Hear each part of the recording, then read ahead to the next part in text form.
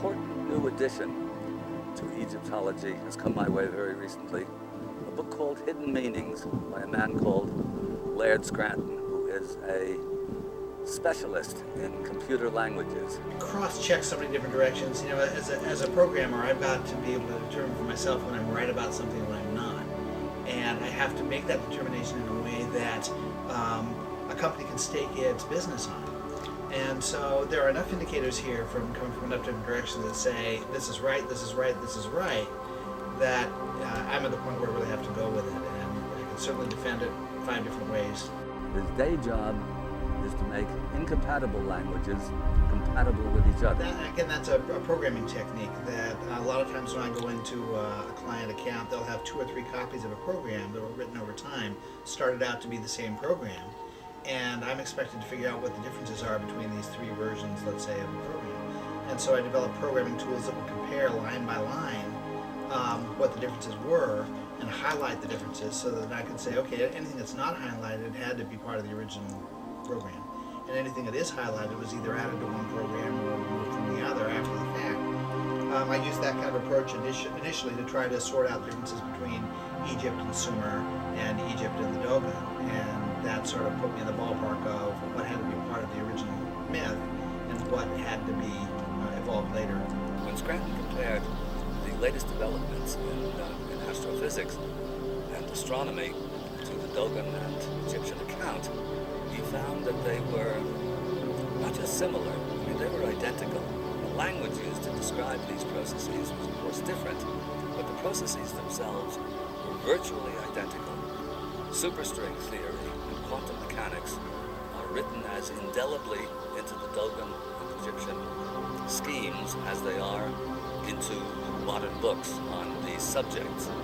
And so Scranton took it still further, reading Stephen Hawking and a number of other well-known scientists and popularizers of this advanced and by no means easy science.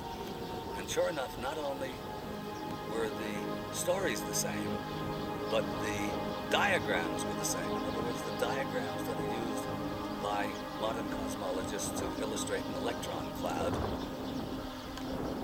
are effectively the same diagrams that the Dogon and the Egyptians used to illustrate that particular stage of creation within their own cosmological schemes.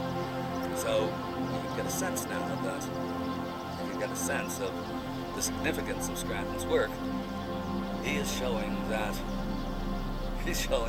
in a way that's practically incontrovertible that the ancients had our science. A lost tale, hidden in the stones. Blueprints of a lost art, a lost world. Behind the veil lies another Egypt, hidden in Egypt. Magical Egypt.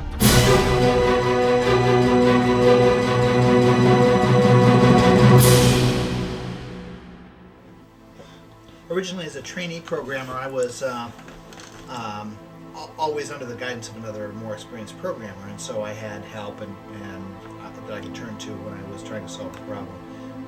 I noticed over time that I was being given less and less information and expected to do more and more with it, and I started to joke with myself that at some point I was going to be given nothing and expected to do everything with it.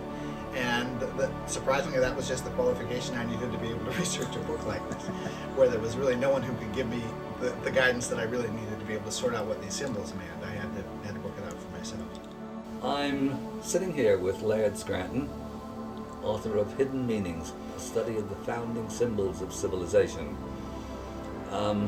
Laird has contributed a book of tremendous importance, in my view, to the growing library of books that demonstrate the existence of an extremely sophisticated, highly scientific view of the cosmos that existed as far back as we can trace history, and probably much further than that. Laird's book stands out among these many others, in part because of its originality, and in part because it is, unlike a lot of those other books, extremely accessible.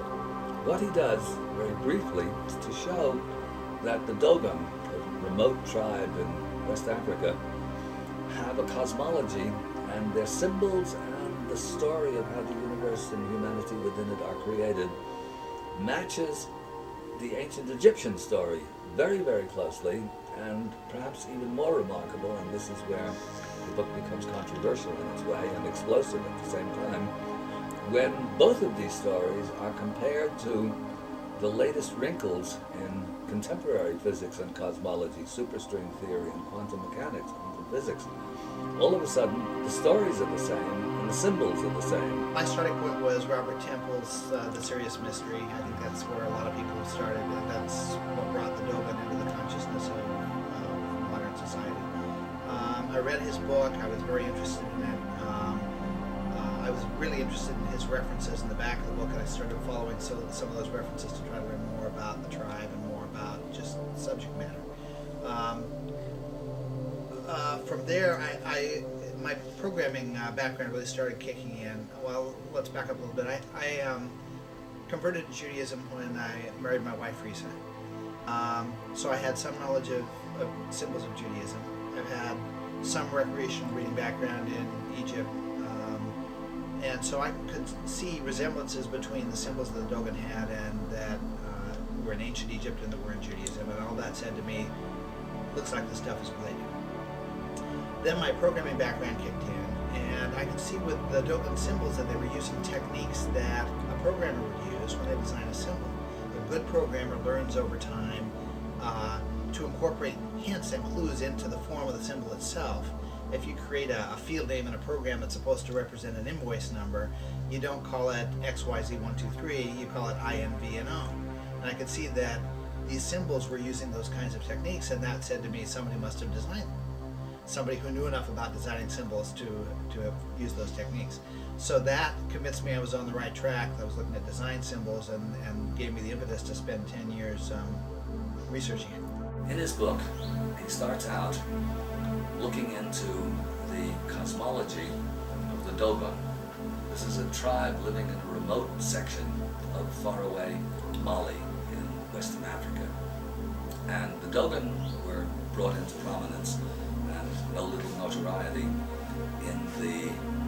initially in the 50s by two anthropologists who worked with them for 30 years, Marcel Griol and Germain Dieterlen.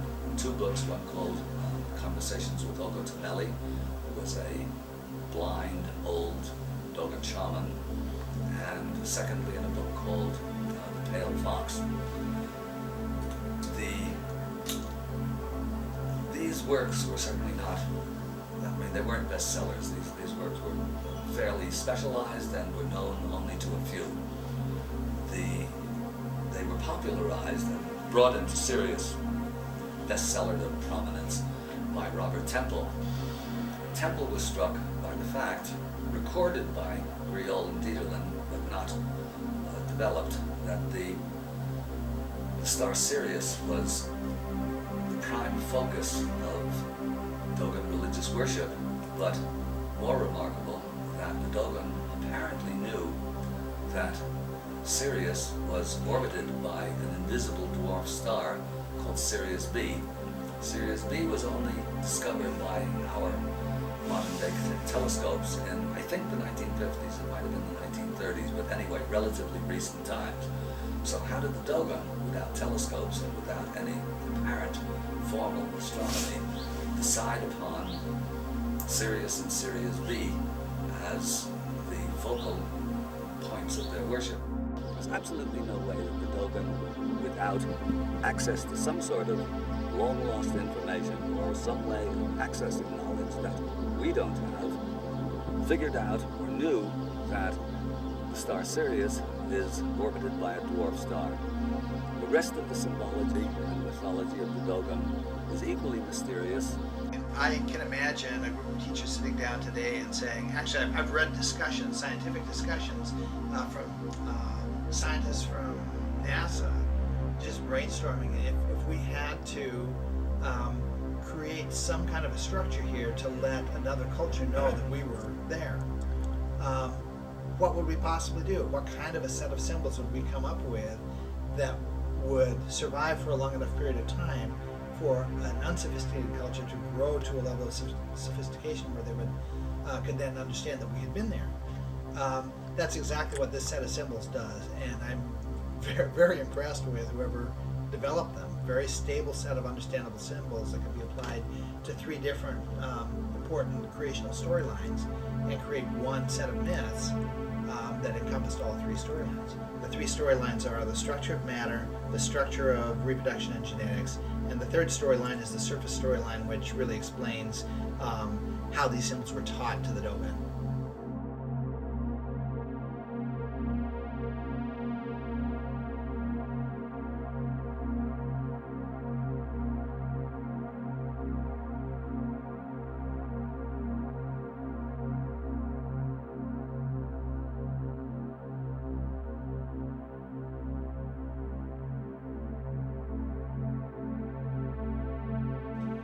Amma's egg, which is the unformed universe, opens, and the first thing that emerges is what the Dogon call the Po, which is the equivalent of the hydrogen atom, actually.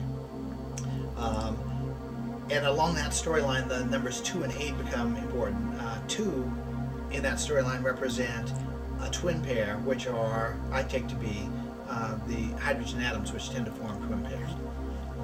8 represent the electron structure of oxygen, which combines with hydrogen to form water, and which gets us to the water symbol, which is so pervasive. We're talking about waters of chaos. Actually, the waters of chaos may be a more literal statement than we think.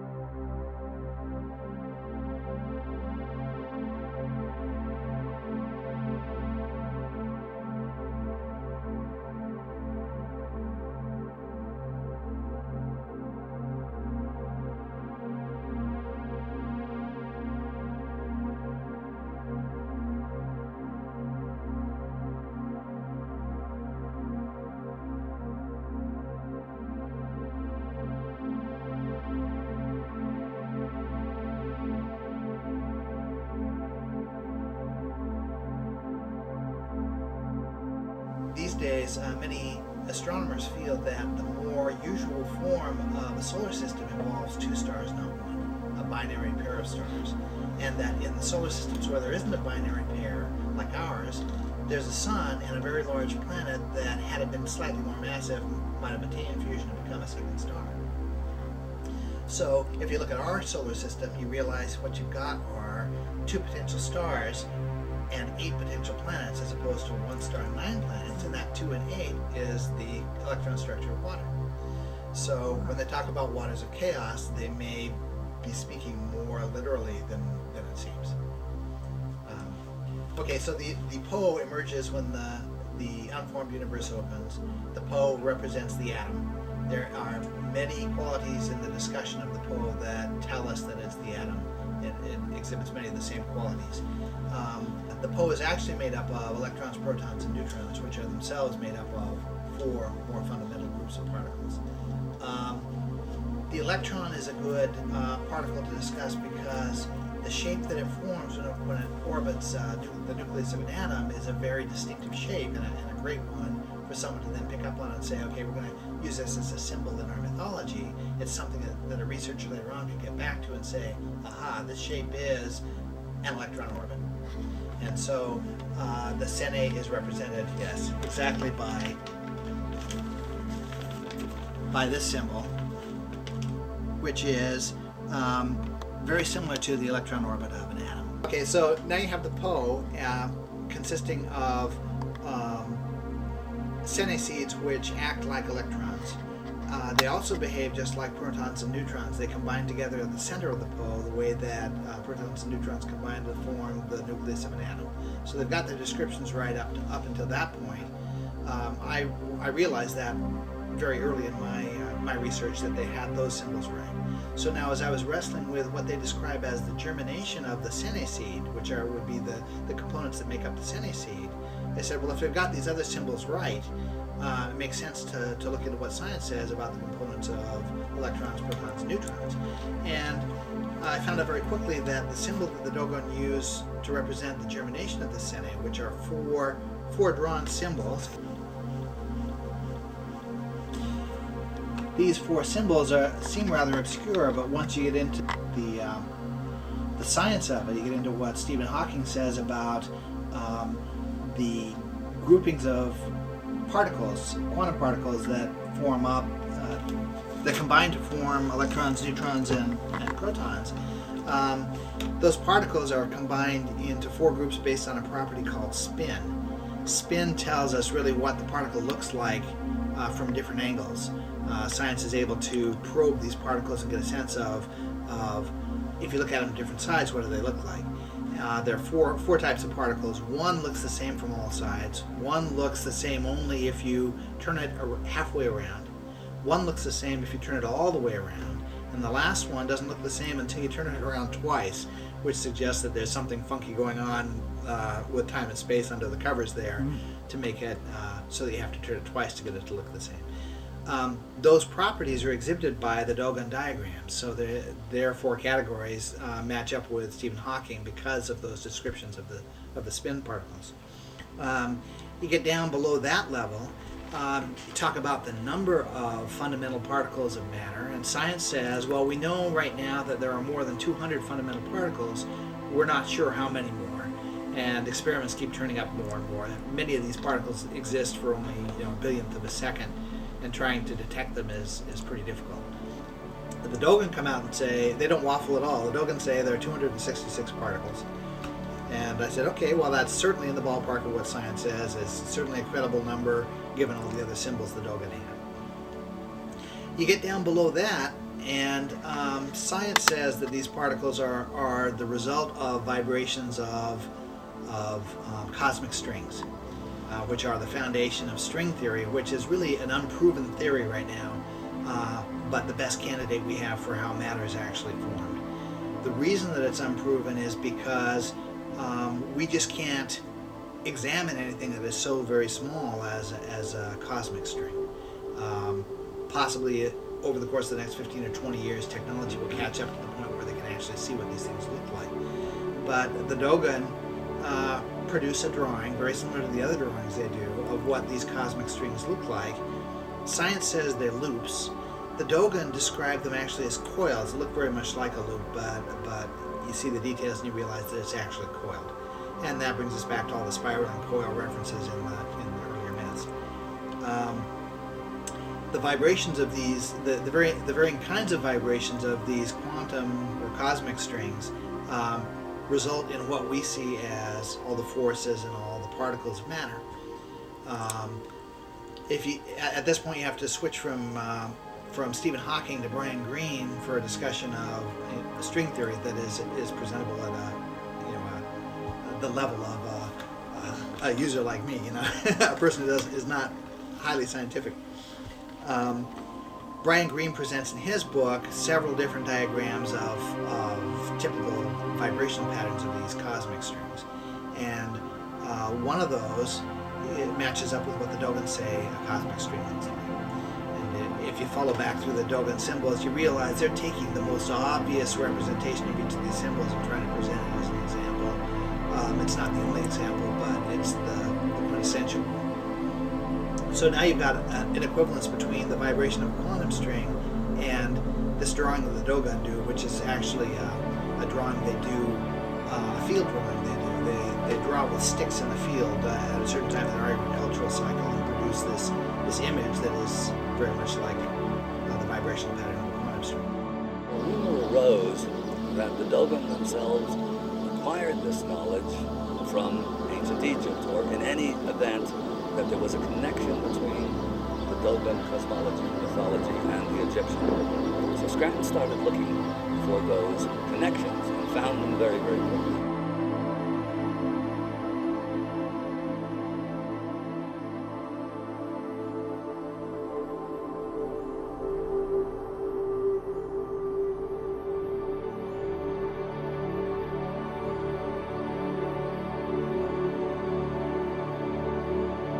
The connection to Neith. Neith is the mother goddess in ancient Egypt. She's the one who, from the earliest references in ancient Egypt was said to be responsible for the creation of matter. She was said to have woven it on her shuttle, or with her shuttle.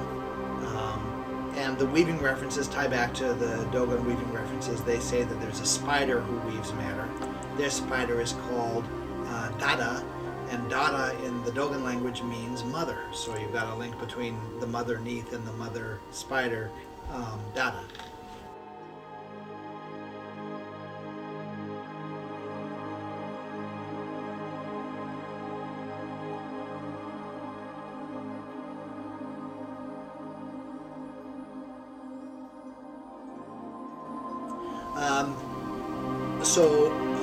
When you get to Neith, in order to understand what Neith's about, you really have to look at the glyphs that make up her Egyptian hieroglyphic name. There are many different ways of spelling the word Neith, and it looks to me like some of the symbols evolved over time, so that what started out in one form ended up in a slightly different form later in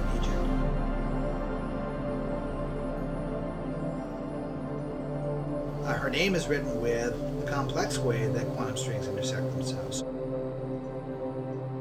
Those two symbols come from the words to weave. One is written with a symbol which is exactly one of the simple ways that quantum strings intersect themselves.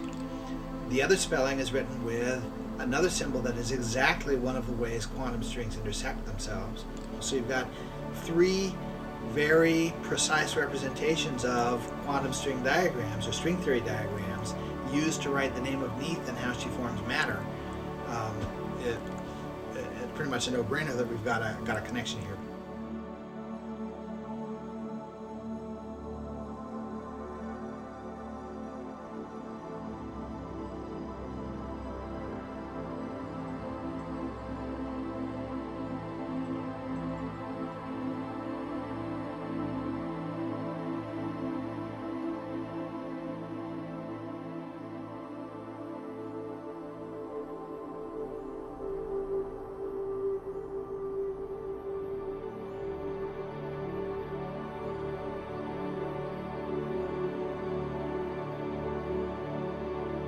Serpents and clay pots are fundamental symbols of many mythologies around the world. And part of the surface line of these mythologies is it's playing a game with you, a lot like the TV show Password.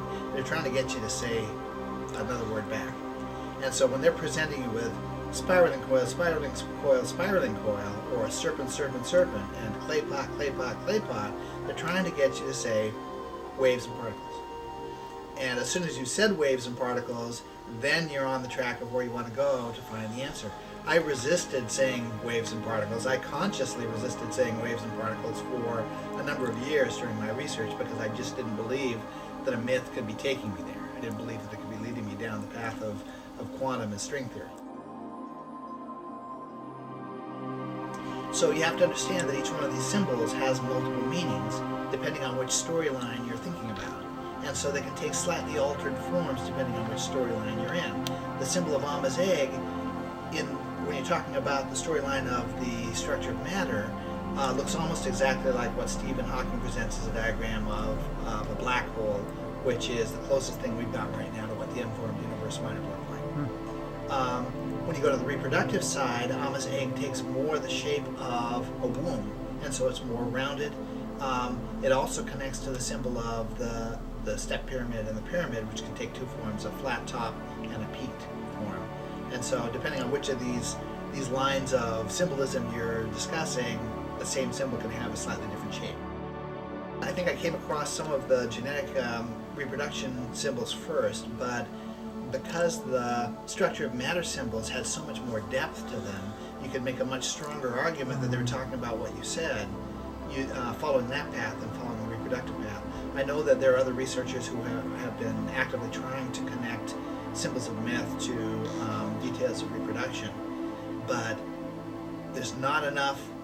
You have to get it to be believable. You have to get it down to what I call self-evident comparisons between two things. The Chinese were right when they say a picture's worth 1,000 words. If you can get it down to where two things are self-evidently the same, it makes it much harder for somebody to argue with you that you're wrong. So from the structure of matter side, I could get to that point over and over and over again. Whereas on the reproduction side, you had to depend more on descriptions and less on drawings, and so it's not a strong argument. One of the things I finally came to understand about the Egyptian language is that there are two different functions happening with words in the language that reveal more truth to the person who's trying to understand it. The first function is what you can call homonyms, words that sound alike, and what a lot of Egyptologists look at as puns, that only a portion of the full meaning of what you're looking for is in any one of those given words.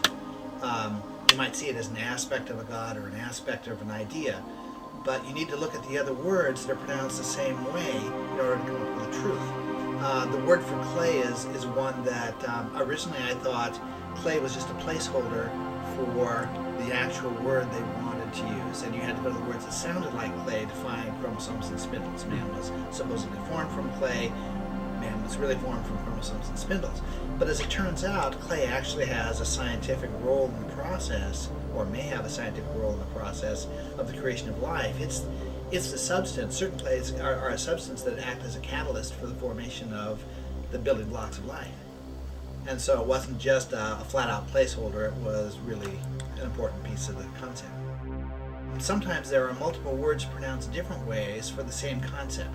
Like the Egyptian word thread, there are multiple words pronounced different ways that mean thread.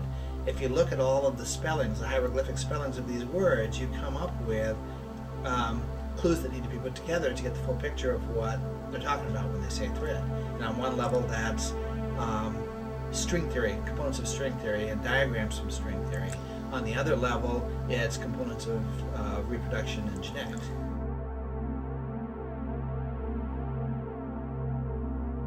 Two main cult centers, or two main religious centers in Egypt, Hermopolis and Heliopolis. Heliopolis, the symbolism is all connected to structure of matter. Hermopolis, it's all connected to reproduction and genetics. So when you're talking about serpents and frogs, that immediately makes me think that we're on the human reproduction side, the genetic reproduction side, rather than the structure of matter side. But since the same symbolism is used to represent both, when you come down the genetic reproduction side, you start out with the self-emergent God. The God who emerged from the waters of chaos is the first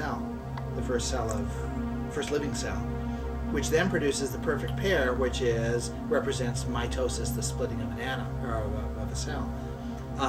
You get into talking about the serpents and the frogs, and now you're into the details of what's called meiosis, which is sexual reproduction, which is a more complicated subject. And then you start getting into either pairs of males and pairs of females being formed, or 4 males and 4 females being formed, which is the description of this special reproductive process called meiosis, which results in 4 male cells and 4 female cells, each with half the number of chromosomes that you would find in an usual cell. They then combine to form the zygote, which is what then develops into the human being.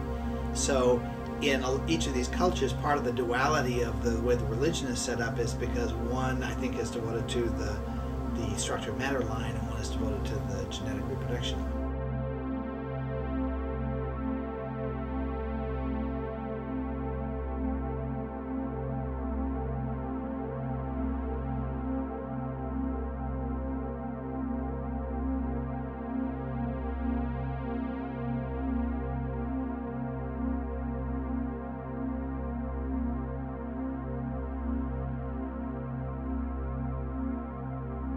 In that final storyline, the acquisition of the skills of civilization, the symbols are not being used symbolically, they're being used as mnemonic devices. They're being used as ways of helping people remember what it is they're talking about. And they evolved into the graven images that were later forbidden at the time that Judaism and Christianity came out. The forbidding of those graven images is what I think undermined the structure of the serpent religion, which is why it fell apart after the time of the Exodus from Egypt. From what I can see, in many different cultures around the world, serpents are originally knowledgeable teachers. You even see it in the story of Adam and Eve. The transgression that the serpent made was providing knowledge.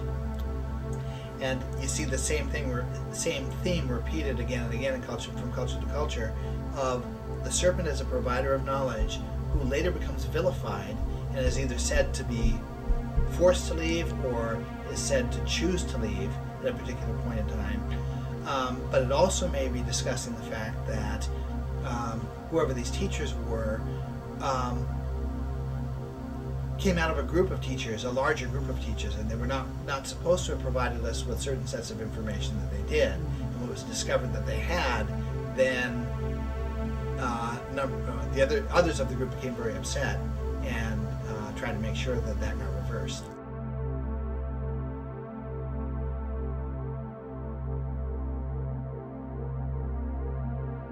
Temple's book was something of a bestseller in its day. He drew the conclusion that because the Dogon claimed that they came from the star Sirius, that in fact, literally and physically, the ancient astronauts brought humanity to the Earth in one form or another. But this is, without going into an argument here, this is only one of the possibilities. The fact is that the Dogons, that Sirius worship was a major factor in the Dogon cosmology.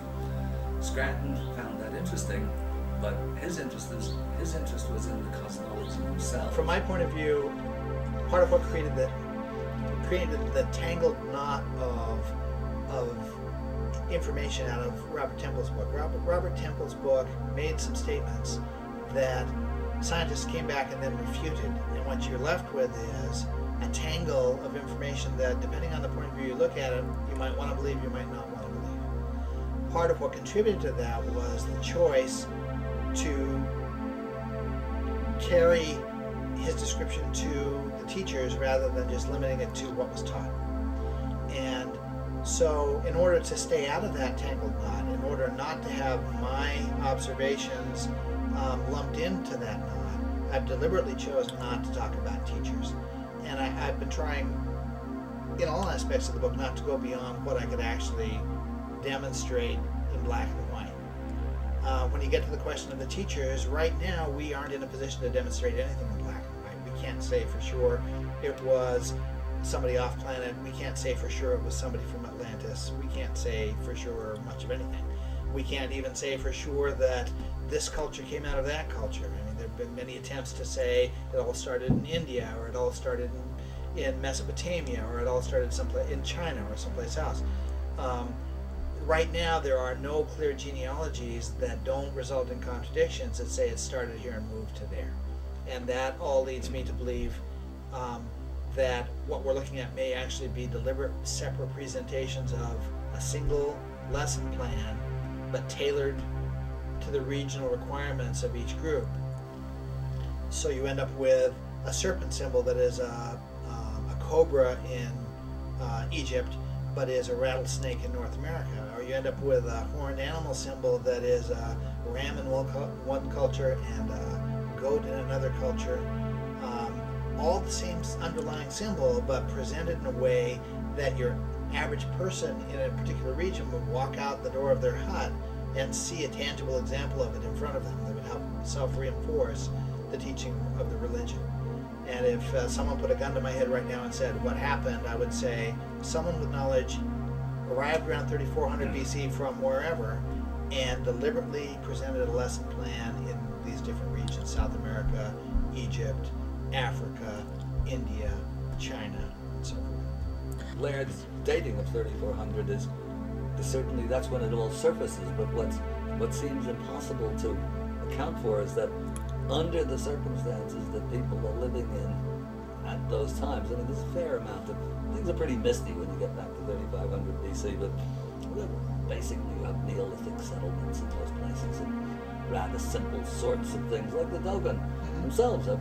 It's a very simple lifestyle that they lead, and then suddenly they've got this incredibly sophisticated science that would appear, unless you can get it by divine inspiration, it would appear to be the result of experiment and deep thought over a long period of time. And mean, I'm more inclined, since as you said, nothing is provable, but I'm much more inclined to think that this is the result of long periods of development that disappear when this cataclysm hits and the ice age breaks up, and that somehow the knowledge is kept intact, that somewhere it's kept more or less intact, only to resurface as if by magic practically everywhere in the world. I mean, it's India, it's China, it's Mesoamerica, it's Egypt, and then it's even among tribes that you wouldn't anticipate would have this. We see it with the Dogon and the Maori, and I'm sure if we start looking now, we're going to find it with the Oromo and the Eskimos and who else?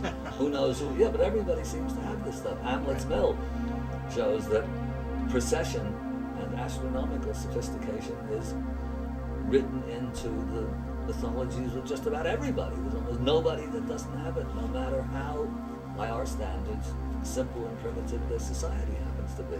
So what's neat about it is that they have to rewrite the whole history of everything. And this is good, because if in their arrogance they're looking at our society as the most advanced that there is, with the nonsense that's going on and the total destruction of just about everything, it's of tremendous importance. It's not just a scholarly quibble, but it's of huge importance to recognize that you can have this advanced knowledge and you don't have to deploy it to the way that we do. That's right. And if the viewpoint you come from is that the information did come off of our own world, then it almost has to have come from a prior civilization. There's almost no way, I mean, I agree completely, that there's almost no way it could have just spontaneously emerged if it came off of our own planet.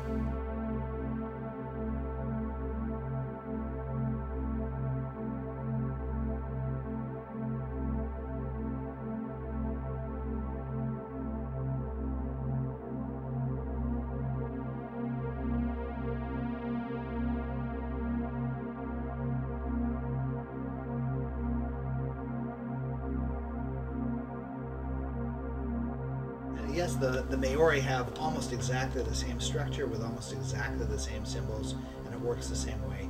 That those who persist in asking the questions are the ones who are allowed to know. It seems like a really smart way to have set things up. It encourages education. It encourages thinking. It encourages. It also filters out people who are not genuinely serious about the religion. Naturally, the ones who are serious about it are the ones who make it in. Or about anything. Yeah, it's a way of weeding out the wankers, basically. Because, I mean, it's like that in anything. In sport, you want to play professional baseball, those who don't show up and train get cut from the team, and then gradually those who are willing to do the work get initiated. It's as simple enough. There's nothing democratic about that process, but you have to ask the right questions. But actually, it's completely democratic. From another point of view, that anybody can get in. You don't have to be related to somebody. Well, and then what happens is that it becomes nepotistic, and it becomes paternalistic, and it becomes hereditary. And as soon as it becomes hereditary, it's doomed. In Egypt, that was the same thing, according to Schweller anyway, that you couldn't become pharaoh because that was a bloodline thing, but you could become vizier, or chief of the scribes, or chief of the prophets, or whatever, and basically by asking the right questions. Even briefly in Christianity, that was there for a couple of hundred years in early medieval Christianity, where you couldn't become king or or lord of whatever, wherever you were born, but you could, at least in theory, become pope.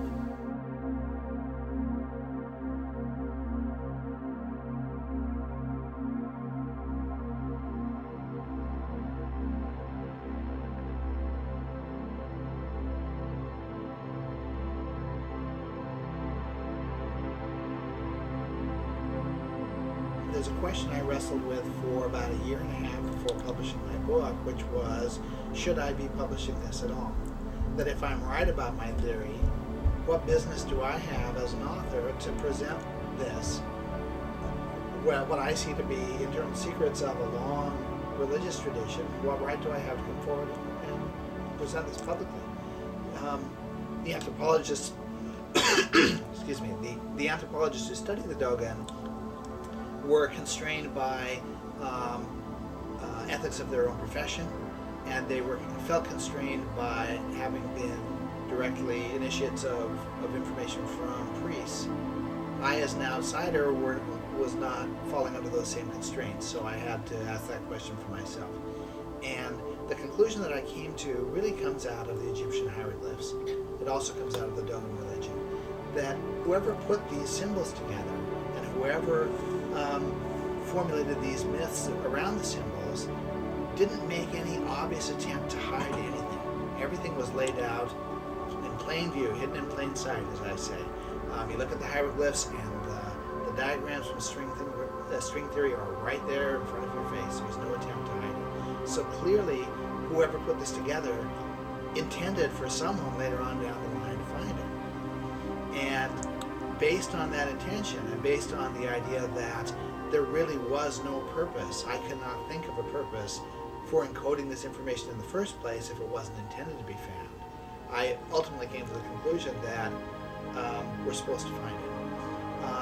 I was also struck by the fact that there's only about 15 or 20 years worth of information here that modern science is not privy to. Modern science is not able to get at directly.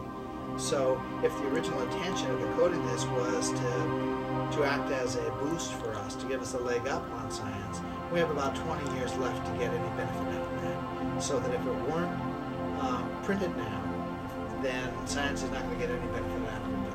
But I'd like to see an astrophysicist take the Dogon formulation of a cosmic string and see if that solves some of the mathematical problems they have with their equations.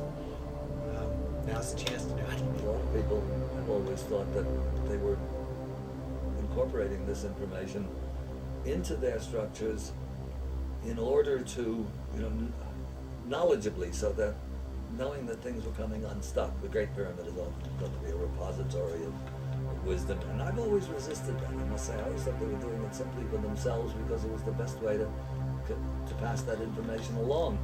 Maybe it's both, actually, because I'm thinking this recent work that I've been doing, reading that I've been doing on the yugas and on the cycles of time, and I'm inclined to think that at higher levels of civilization, they understood that it was, let's say, that it was high summer and that autumn was going to follow and then winter, so they wanted something exactly like a granary, where you store perfect symbol for where you store the seeds until it's time to plant again. So it may be that these things all over the world are consciously designed so that they can be passed on over the generations, even when the inner meanings have been completely lost.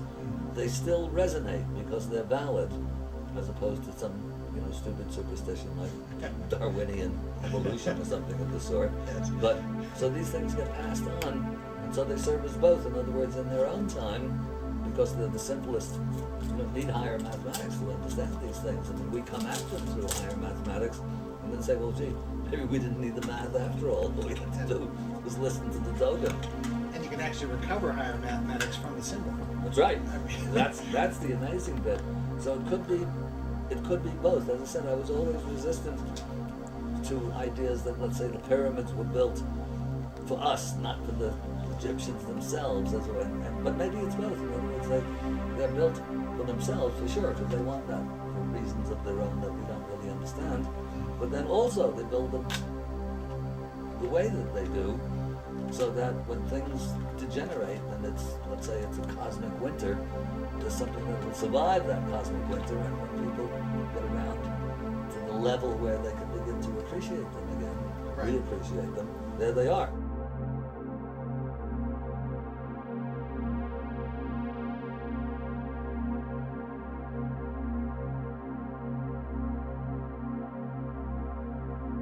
The implications for me are we're dealing with a design system, that these early myths come out of a design, and that implies knowledge on the part of somebody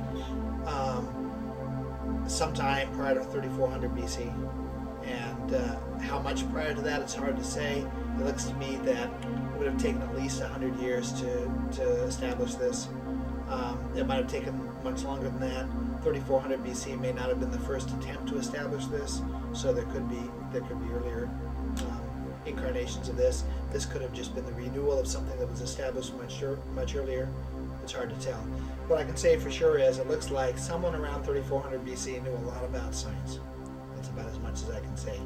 And who that might have been, whether you want to take that to remnants of Atlantis or whether you want to take that to people with divine inspiration, or you want to take that to alien visitations, or where you want to take that, what you can say with some certainty is someone around 3400 BC knew a lot about science. Through the course of my book, I've been able to identify maybe a page and a half or 2 pages worth of Egyptian hieroglyphic symbols that I think have scientific meaning and are sort of the beginning of a scientific notation or an understanding of a scientific notation within the Egyptian hieroglyphic language. And I think that focusing on that will identify for us a lot of these other symbols, what they mean, and how they got carried forward into some of these other groups. And that's also another very important point about my book, is that in order to make the points that I'm making, I had to deal with the literals of science. And that might make it sound like all the symbolism connected to these symbols should be interpreted literally as science. But that's only one little piece of the picture, and there's a whole other side of it. And there's the whole mystical and spiritual and philosophical side of it that is every bit as important, maybe more important, to a full understanding of what the symbols are than what I've talked about. And I don't want things misrepresented that I think that's all there is. I don't. What he has done is absolutely remarkable. It's unique in one sense, but in another sense, it is an addition. It is an addition to a body of work that has been building up actually over the last 40 or 50 years. Initially, it's the great French mathematician, philosopher, Orientalist R.A. Schwaller-de who, after 20 years in Egypt, succeeded in demonstrating the sacred science of the ancients. In other words, that the Egyptian civilization is not a magnificent dry run for Greece, but is actually based upon a science no less scientific than our own science, but based upon metaphysical or esoteric principles. And whereas our science is dry and emotionless and devoid of both conscience and consciousness, the Egyptian sacred science integrated or fused together religion, philosophy, art, and science in one inextricable whole. Scranton soon discovered that the stories were in fact the same. I mean, every step in the Dogon cosmology had its parallel or its equivalent in Egyptian cosmology. And even the symbols that they used for these stages of creation were obviously the same, if not identical, so much the same that it couldn't be a matter of accident. So the establishment, the connection between Dogon and Egyptian cosmologies was established, and by extension, extrapolating, altogether likely that if anybody wants to do the kind of comparative anthropology necessary, the same parallels are quite liable to show up in other African tribes, some of which have serious worship as an integral part of their own mythologies. In any event, the most interesting part, perhaps, of Scranton's book is that he then decided, just for fun as it were, to see how the Dogon Egyptian cosmology corresponded to the latest wrinkles in modern astrophysics and contemporary cosmology. And taking an encyclopedia article, I'm sure it's Encyclopedia Britannica, one of the major encyclopedias, looking up cosmology, he found the current story, which goes from superstring theory through quantum mechanics and the various stages to the created universe. And when he put those side by side with Dogon and Egyptian accounts, they were effectively the same. The same story was being told, except that contemporary astrophysicists and cosmologists weren't intelligent enough to realize that this is an act of divine will, and somehow or another ascribed all of this to miraculous Darwinian accident. The point being that the stories are the same, and when Scranton then went and looked deeper into the matter, reading works by Stephen Hawking and many of the other popularizers circumstances is the wrong word, but writers describing the latest advances in string theory, quantum mechanics, and so on in language that would be accessible to at least educated laymen, not only were the parallels reinforced, but even the diagrams that Hawking and co. used to illustrate, let's say, the electron cloud or the stages of string theory corresponded closely, exactly to the symbols employed roughly by the Dogon. Of course, the Dogon draw their symbols crudely on a hut, and very elegantly by the Egyptians who carved their symbols into stone with great precision. Fact remains that Dogon, Egyptian, and contemporary cosmologies are so similar that it is impossible to ascribe those similarities to coincidence.